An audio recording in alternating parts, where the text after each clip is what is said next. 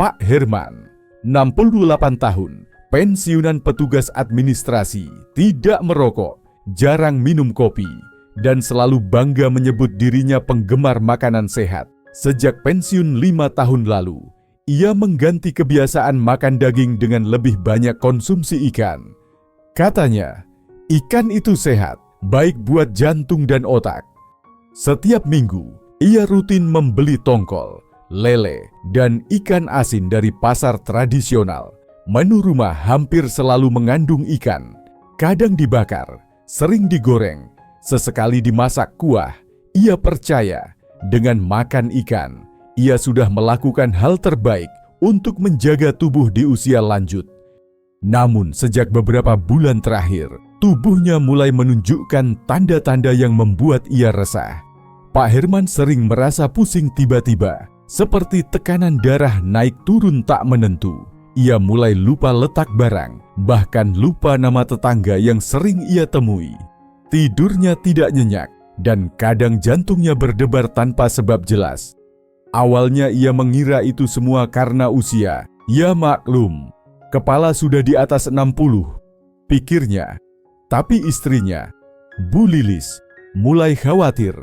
Mas, jangan-jangan bukan karena umur, tapi karena yang Mas makan. Coba periksa ke dokter.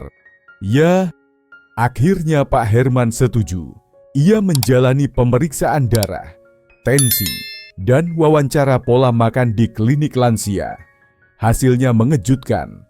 Kadar kolesterolnya tinggi, tekanan darahnya labil, dan yang lebih mengganggu kadar logam berat dalam darah, terutama merkuri, berada di atas ambang aman. Pak, saya ingin tanya satu hal, kata dokter sambil melihat catatannya. Bapak makan ikan jenis apa saja dalam seminggu? Pak Herman langsung menjawab, tongkol 2 kali, lele goreng, dan biasanya ada ikan asin untuk sarapan. Dokter langsung mengangguk pelan. Ini dia penyebab utamanya.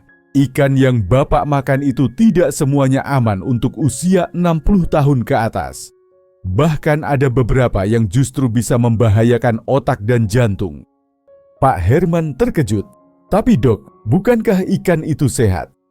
Tidak semua, Pak. Banyak orang berpikir semua ikan itu baik. Tapi kenyataannya, ada jenis ikan tertentu yang jika dimakan terus-menerus oleh lansia bisa menjadi bumerang. Bukan karena ikan itu beracun, tapi karena kandungan logam berat, lemak jenuh, dan garamnya terlalu tinggi untuk tubuh lansia yang sudah sensitif. Dokter menambahkan, di atas usia 60 tubuh sudah tidak seefisien dulu dalam membuang racun. Kandungan merkuri, lemak, dan natrium dari beberapa ikan bisa menumpuk dan mengganggu sistem saraf serta pembuluh darah. Dan sayangnya, ikan yang sering Bapak konsumsi termasuk dalam daftar yang harus dibatasi. Pak Herman terdiam. Ia sama sekali tidak menyangka. Ia selama ini yakin bahwa dengan mengganti daging sapi dan ayam dengan ikan, ia sudah melakukan keputusan terbaik. Tapi kenyataannya tidak sesederhana itu. Ia tidak memperhatikan jenis ikannya, bagaimana ikan itu dibudidayakan, serta cara mengolahnya. Boleh saya tahu ikan apa saja yang harus saya hindari, tanya Pak Herman perlahan. Dokter mengangguk. Tentu, saya akan jelaskan 3 jenis ikan yang harus Bapak waspadai. Banyak orang tidak tahu, dan justru itulah yang membuatnya berbahaya. Kita harus mulai dari pengetahuan dasar agar tidak salah langkah. Malam itu, di rumah, Pak Herman membuka kulkas dan memandangi stok ikan yang ia simpan. Ada tongkol besar, lele dari pasar, dan bungkusan ikan asin.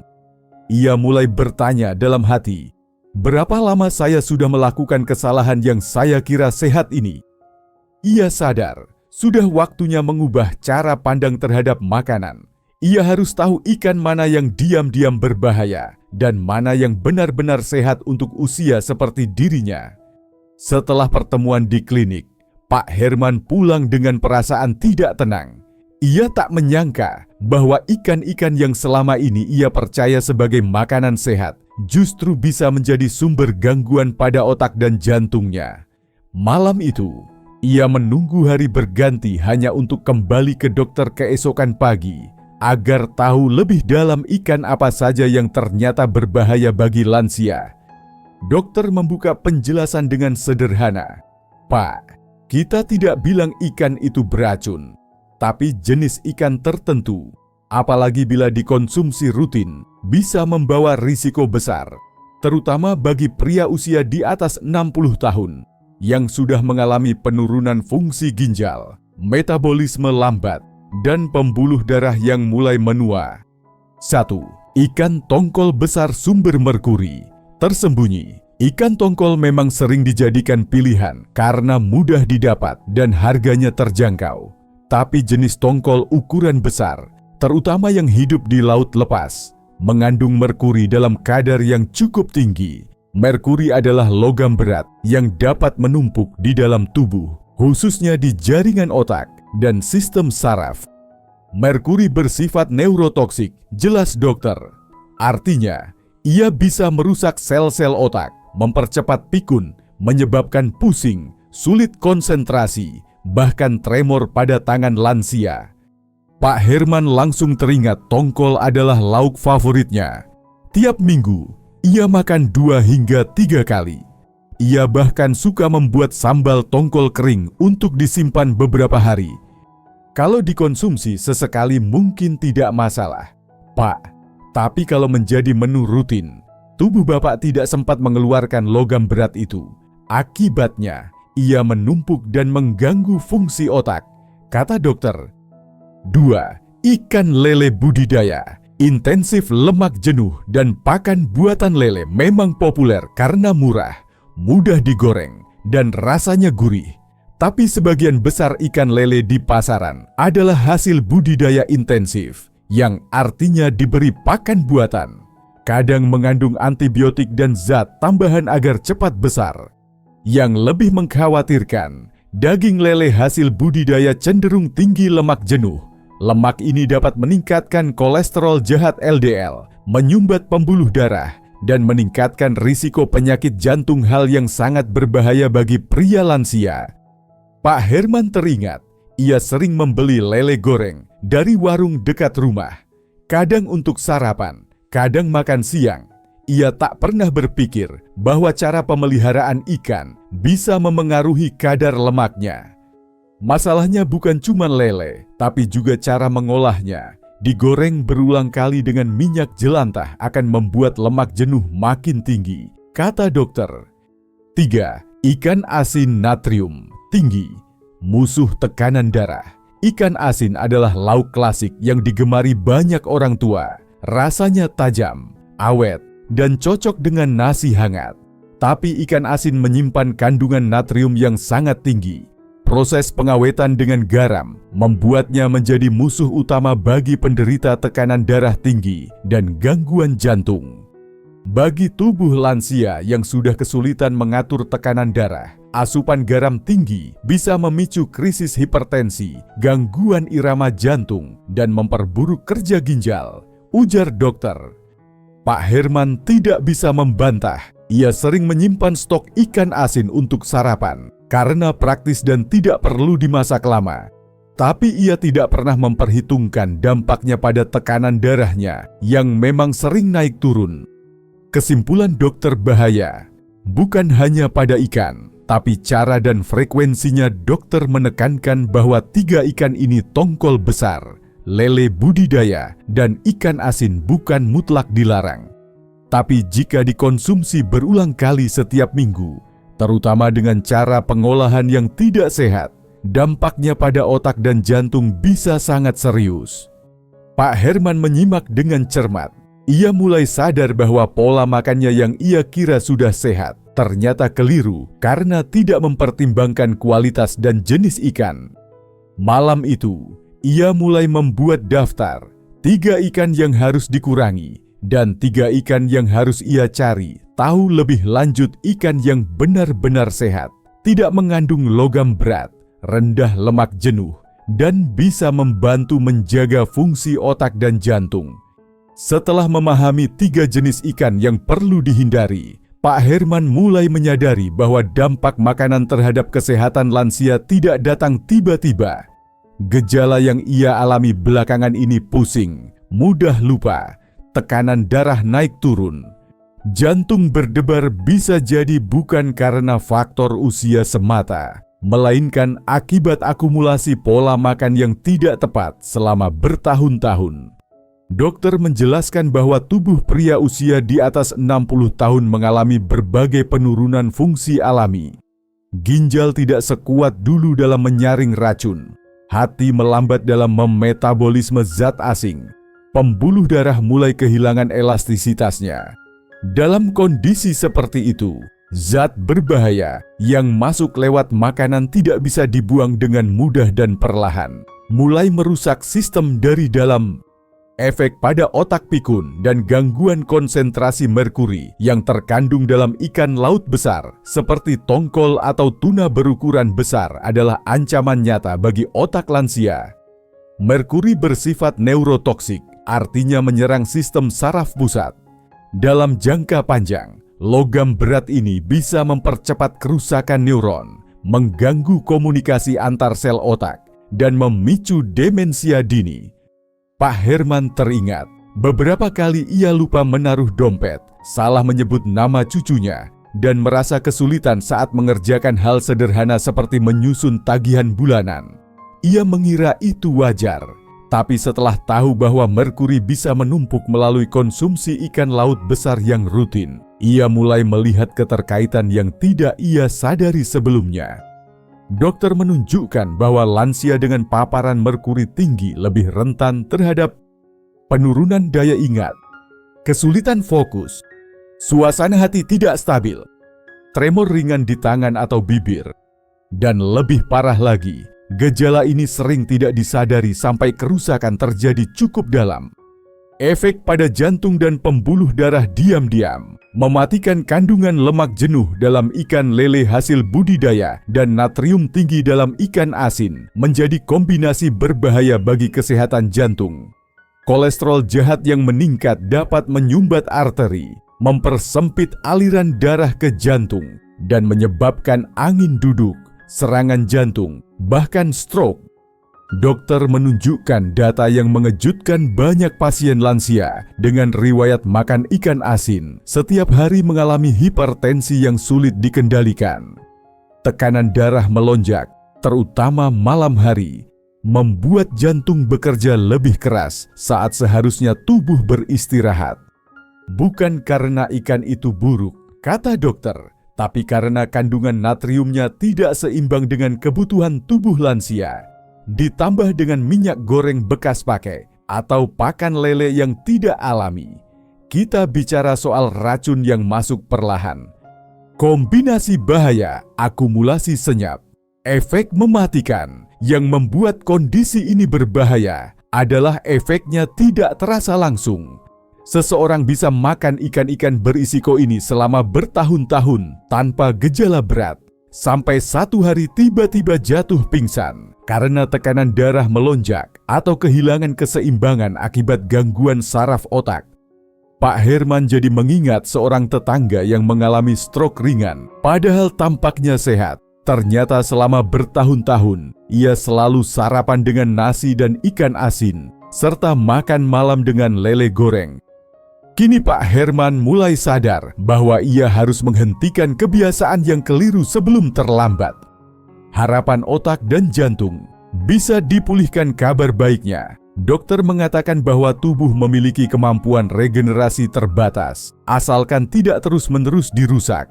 Dengan menghentikan konsumsi ikan berbahaya dan menggantinya dengan sumber protein laut yang aman dan bergizi, Pak Herman bisa membalikkan banyak gejala yang ia alami.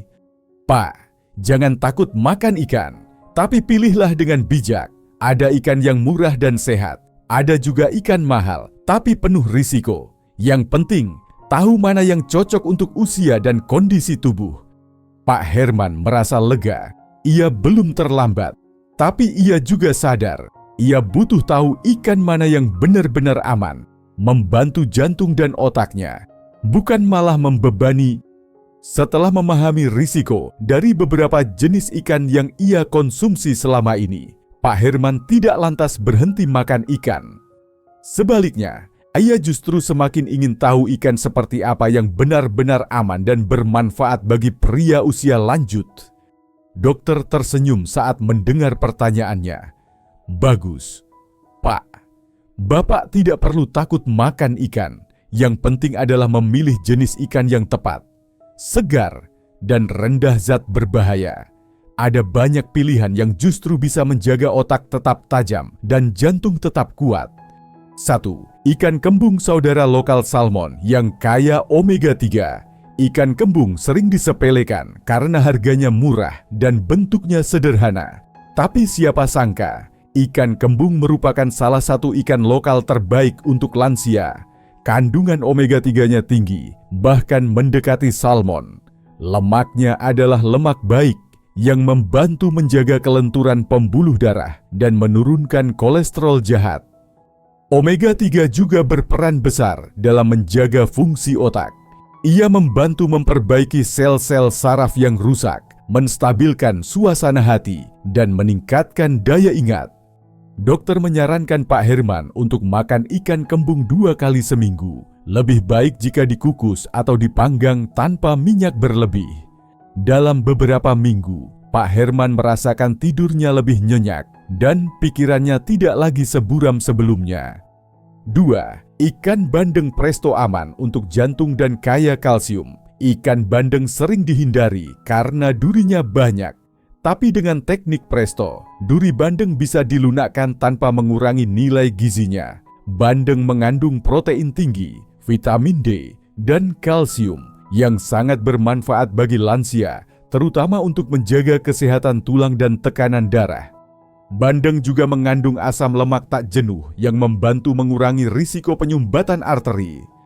Pak Herman mencoba memasak bandeng presto dengan sedikit bumbu kuning dan tanpa minyak goreng. Rasanya tetap lezat dan ia tidak lagi khawatir soal duri. Istrinya pun senang karena bandeng bisa disimpan di kulkas untuk beberapa hari sebagai cadangan makanan sehat. 3. Ikan sarden segar kecil, padat gizi, dan aman. Ikan sarden dikenal masyarakat lewat versi kalengan.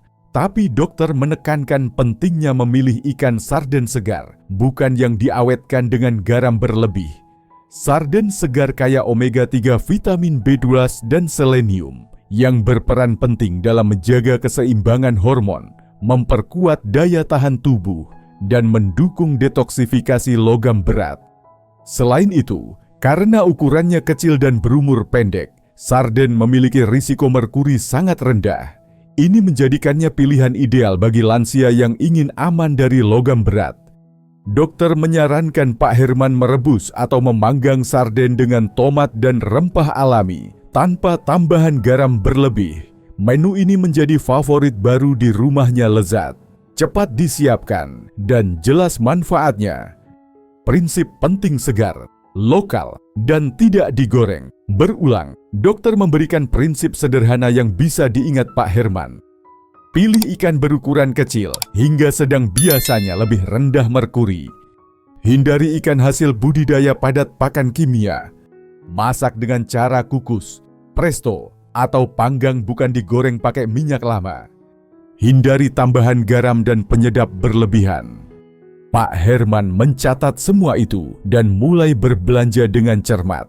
Ia berhenti membeli ikan lele dari warung gorengan dan menggantinya dengan kembung kukus dan bandeng presto buatan sendiri.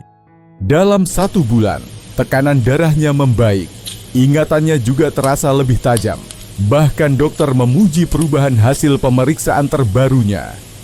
Kalau begini terus, Pak bisa hidup lebih panjang dan berkualitas, ujar sang dokter. 3 bulan setelah pertemuan pertamanya dengan dokter, Pak Herman datang kembali untuk pemeriksaan rutin. Kali ini, ekspresinya jauh berbeda dari sebelumnya.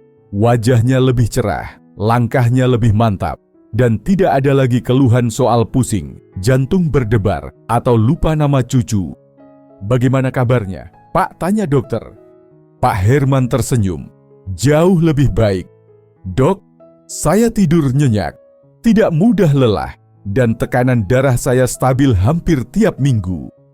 Dan yang paling mengejutkan, saya mulai bisa mengingat hal-hal kecil yang dulu sering saya lupakan. Hasil pemeriksaan bukti nyata dari perubahan kecil. Dokter membandingkan hasil tes darah dan tensi terakhir dengan catatan sebelumnya. Kadar kolesterol LDL turun signifikan.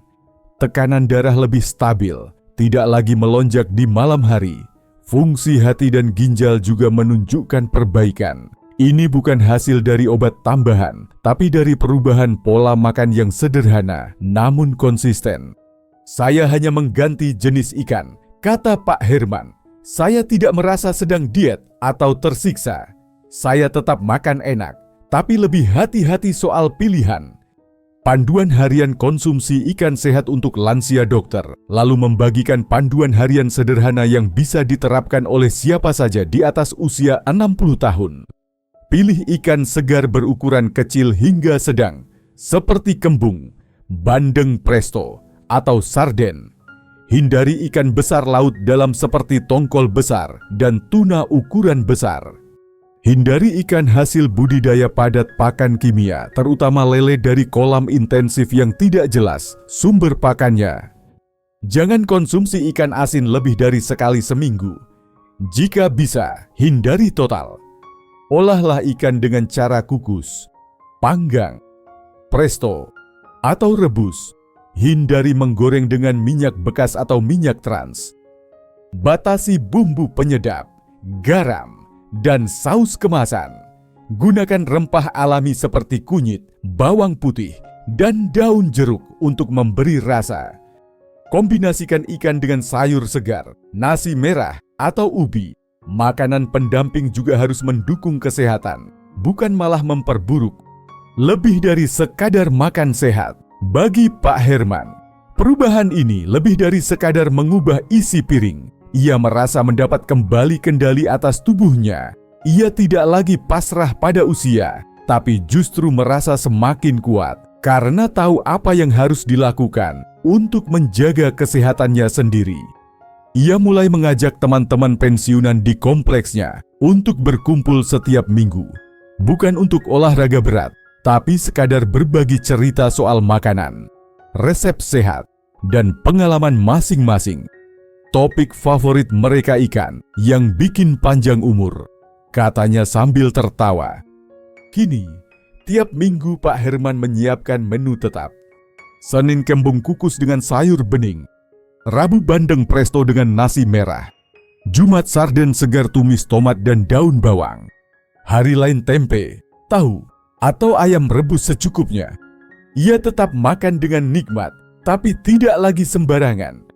Kesimpulan pilihan ikan menentukan arah hidup. Dokter menutup konsultasi dengan kalimat yang sangat membekas bagi Pak Herman.